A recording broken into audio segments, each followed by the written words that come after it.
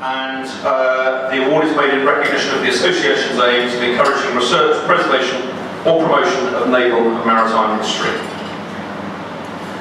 We're very honoured, as I mentioned earlier on, to have with us today Mrs. Nancie Villiers and her sons, Capt and Peter. Thank you very much indeed. Nancie has very kindly agreed that she will present the trophy to its recipient this year. And to read out the citation, I'll invite Capt, please, to announce who it is going to go to. Okay. Can you hear me? Yes. Well, I think the well-deserved recipient this year is Captain Adrian Small.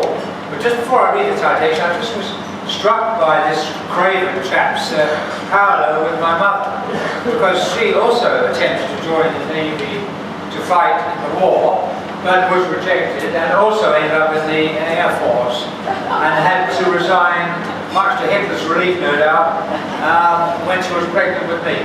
Anyway,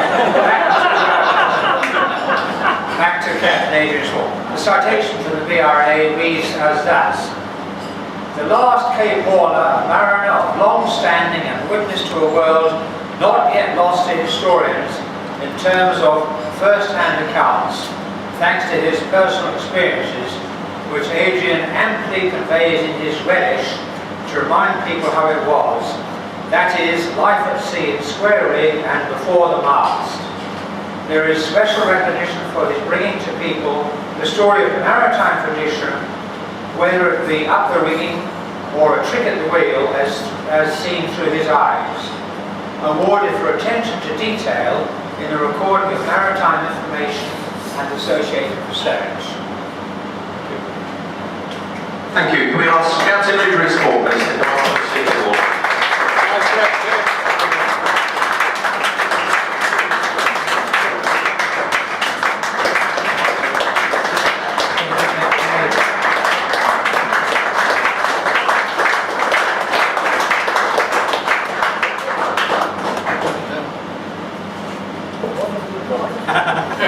I'll help. There you are.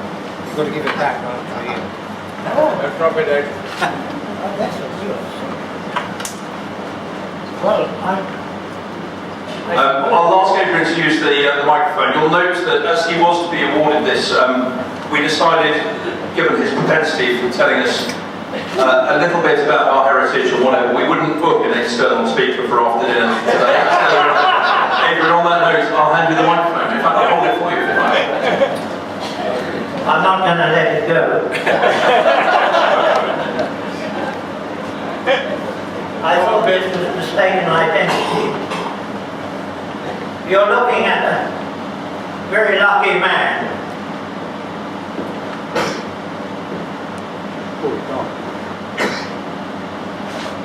We have ups and downs in our life. A lot of the ups in my life somehow have been connected with the name of the Villiers family. Right from the day I found I was on a ship sailing under the command of Alan Villiers. That was my lucky day,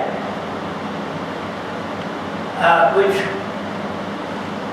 to cut it short, brings us up here to the warrior today. I'm not at all sure why I've been awarded this, but I'm certainly glad to have it, and all I can say is thank you very much.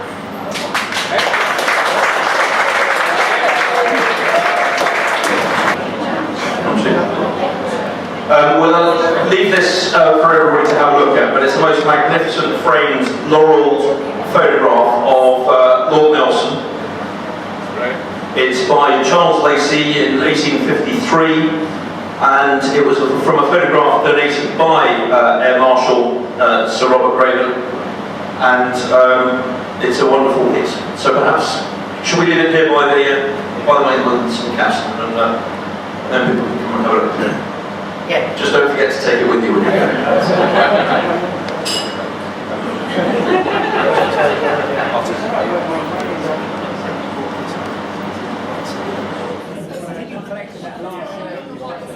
camera prefers mum. It's locking on her face.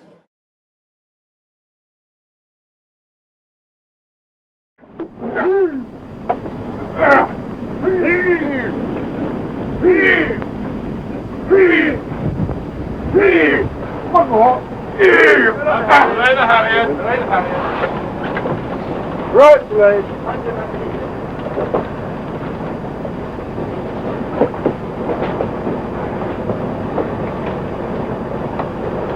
Okay, lads, now on the main track here. All of you. Main sheet!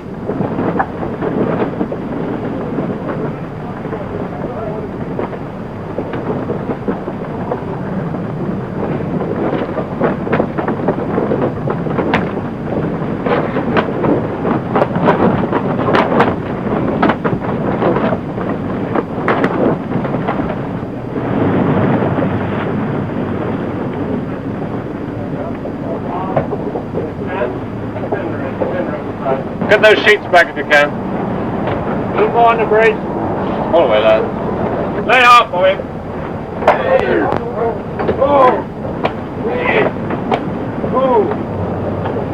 Don't let it go, lads. Hold and home. Hey! Hey! Hey! Whoa! The master of Nancie is Adrian Small, a man with extensive seagoing experience under canvas. In 1946, he went to sea on a Finnish grain ship on the Australian run as an apprentice.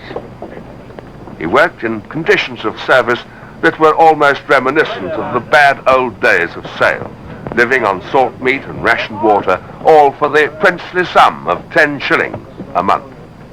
Later, he became second mate aboard the Mayflower on her outward voyage to America. Since then, he has been the master of vessels used for filming in America, one of the films starring Julie Andrews. Here he met and sailed with 2 other members of the Nancie crew. Mate Nigel Glasperer, who was mate under the command of the one-time master of the Mayflower, Alan Villiers, on another film epic, and finally the boatswain Mark Myers, an American from California, who's also a very talented marine artist. With the days passing into weeks, Nancie begins to take on the weathered, sea-stained look of a vessel built not as a showpiece, but as a craft capable of taking on the maximum that the elements can provoke and holding her own. Under the command of Adrian Small, Nancie and her crew have become a unified whole, working together in a disciplined harmony in eager anticipation of the exciting future that lies ahead.